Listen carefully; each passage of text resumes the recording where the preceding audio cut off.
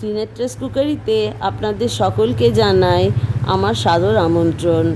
আজ আমি রথযাত্রা স্পেশাল উপলক্ষে আপনাদের জন্য নিয়ে এসেছি উড়িষ্যার একটি অতি জনপ্রিয় রেসিপি ছানা পোড়া। ছানা পোড়া বানানোর জন্যে এখানে প্রথমে আমি 1.5 লিটার দুধের ছানা কাটিয়ে নিয়েছি। এই ছানাটা একদম কাপড়ের মধ্যে দিয়ে বা কিছু দিয়ে চিপে জলটা বের করিনি। এইটা দেখুন এর মধ্যে ময়েসটা আছে, সেইভাবে ছেঁকে নিয়েছি একটা ছাঁকনিতে। ছানাটাকে একটু হাত দিয়ে ভালো করে ম্যাশ করে নিচ্ছি, তবে একদম প্লেন ম্যাশ করব না, একটু দানা দানা থাকবে। ছানাটা একটু মেখে নিয়ে এই বোলটার মধ্যে নিয়ে নিচ্ছি। এতে 3 টেবিল চামচ সুজি দিচ্ছি। এবার এতে হাফ কাপ মতন চিনি দিচ্ছি। আপনারা চিনিটা কম বেশি করে নিতে পারেন। এবারে মেখে নিচ্ছি আবার। যারা আমার চ্যানেলটিকে সাবস্ক্রাইব করেছেন তাদের অনেক অনেক ধন্যবাদ আমার পাশে থাকার জন্য। যারা নতুন, পুরো ভিডিওটি দেখে একটু সাবস্ক্রাইব করে দেবেন, পাশে থাকবেন। এভাবে মেখে 15 মিনিট রেস্টে রেখে দিচ্ছি।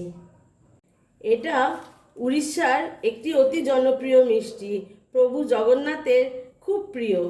এইটা বেক করব তার আগে আমি একটা টিনের মধ্যে একটু শালপাতা লাগিয়ে নিয়েছি।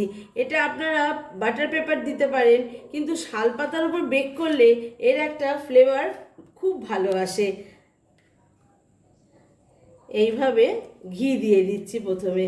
যারা পুরী গেছেন আপনারা নিশ্চয়ই খেয়েছেন, আপনারা জানেন, তাই আপনাদের বলছি এরমভাবে আমি ভালো করে ঘি মাখিয়ে নেব।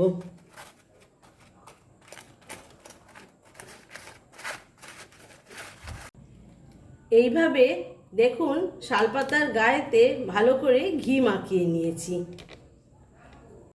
এবার একটা পাত্রের ভেতরে নুন ঢেলে দিচ্ছি। এই নুনটা আমি অনেকবার বেকিংয়ের জন্যে ইউজ করেছি। এটা আমি প্রিহিট করবার জন্যে বসালাম। এর ভেতরে একটা এইরকম স্ট্যান্ড দিয়ে দিলাম, দিয়ে এটাকে ঢাকা দিয়ে আমি মিডিয়াম হিটে 10 মিনিট প্রিহিট করে নিচ্ছি। 15 মিনিট পর ফিরে এলাম। এবার এর ভেতরে একটু ড্রাই ফ্রুটস দিয়ে দিচ্ছি। আমার বাড়িতে যা ছিল, একটু আমন্ড, একটু কিশমিশ, 2-1টা পেস্তা, একটু কাজু ছিল, সেই রকম অল্প অল্প করে আমি এর মধ্যে দিয়ে দিচ্ছি। এটা অপশনাল, আপনাদের যদি ইচ্ছে করে দেবেন, না দিলেও খেতে খুব ভালো হয়। এই ছানাটা একটু থকথকে মাখা হবে, একটু ড্রাই হয়ে গেছে, তাই আমি যখন ছানা কাটিয়েছিলাম এই ছানার জল তুলে রেখেছিলাম। আমি 2 টেবিল স্পুন মতন ছানার জল এতে দিলাম।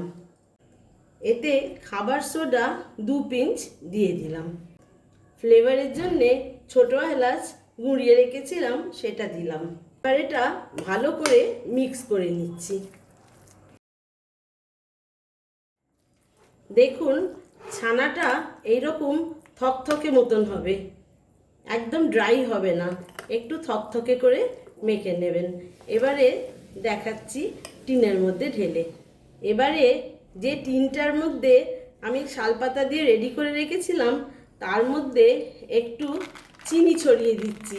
চিনিটা ছড়িয়ে দিলে এই চিনিটা পুরো ক্যারামেলাইজড হবে, খেতে তো সুস্বাদু হবে, দেখতেও অতি সুন্দর লাগে। এবারে এর ভেতরে ব্যাটারটা ঢেলে দিচ্ছি। আপনাদের রিকোয়েস্ট করছি একটা লাইক দিয়ে দেখবেন আর আমার চ্যানেলটাকে একটু এগিয়ে নিয়ে যাওয়ার সাহায্য করবেন। এইভাবে আমি ব্যাটারটা ঢেলে নিয়েছি।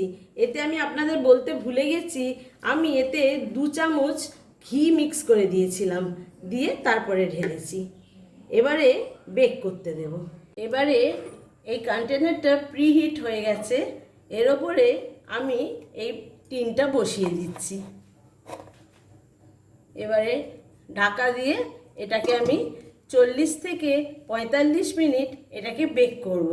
তবে এটা বেক করব আমি মিডিয়াম হিটে।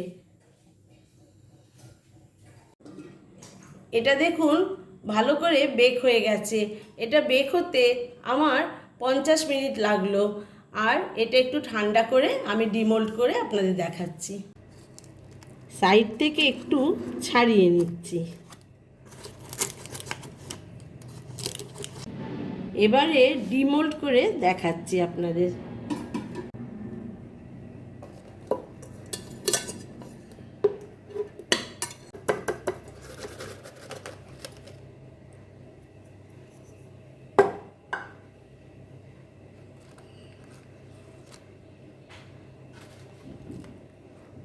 দেখুন কত সুন্দর করে বেক হয়েছে।